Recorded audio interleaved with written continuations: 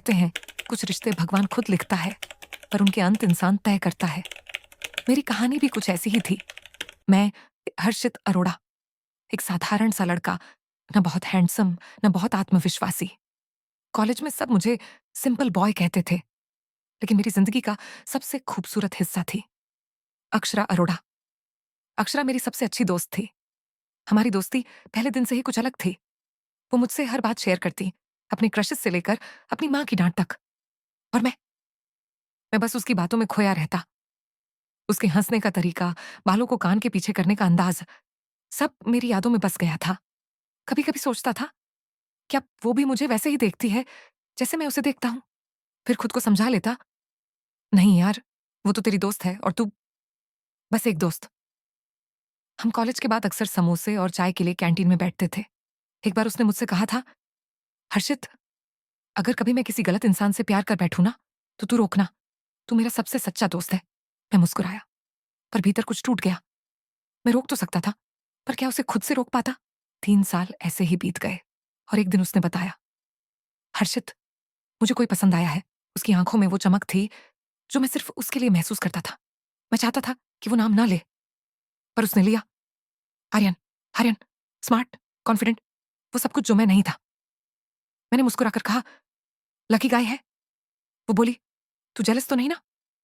मैंने झूठ बोला, नहीं यार, बस खुश हूं तेरे लिए। उस रात नींद नहीं आई।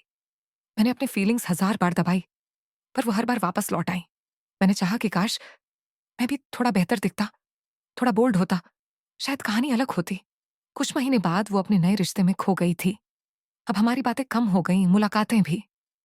मैं बहाने ढूंढता कि वो मुझे नोटिस करे, पर उसकी दुनिया अब आर्यन के इर्द गिर्द घूमने लगी थी। एक शाम उसने मुझे बुलाया, हर्षित, बात करनी थी।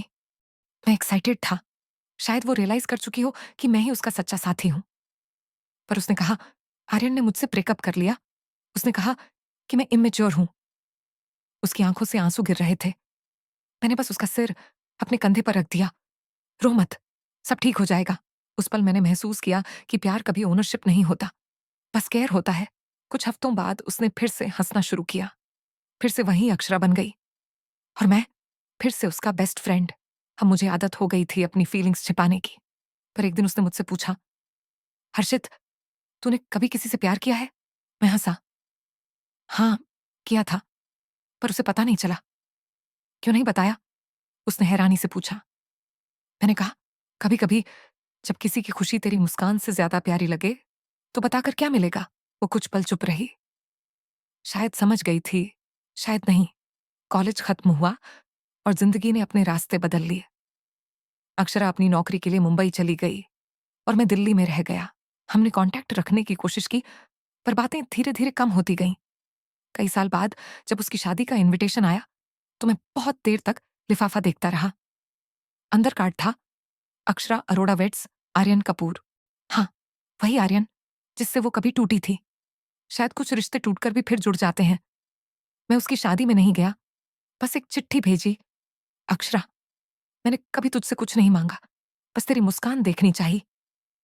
तू खुश रहे, यही मेरी मोहब्बत की जीत है। तेरा दोस्त हर्षित। कहानी यहीं खत्म नहीं होती। आज भी जब मैं पुराने कॉलेज के रास्तों से गुजरता हूं, तो हर मोड़ पर उसकी याद मिलती है। वो अब किसी और की है, पर मेरे लिए वो हमेशा मेरी बेस्ट फ्रेंड रहेगी। मेरी अधूरी कहानी की परफेक्ट एंडिंग। मोरल, एक तरफा प्यार हमेशा दर्द नहीं देता। कभी कभी वही प्यार सिखाता है कि मोहब्बत का मतलब पाना नहीं, किसी की खुशी में खुद को भूल जाना होता है।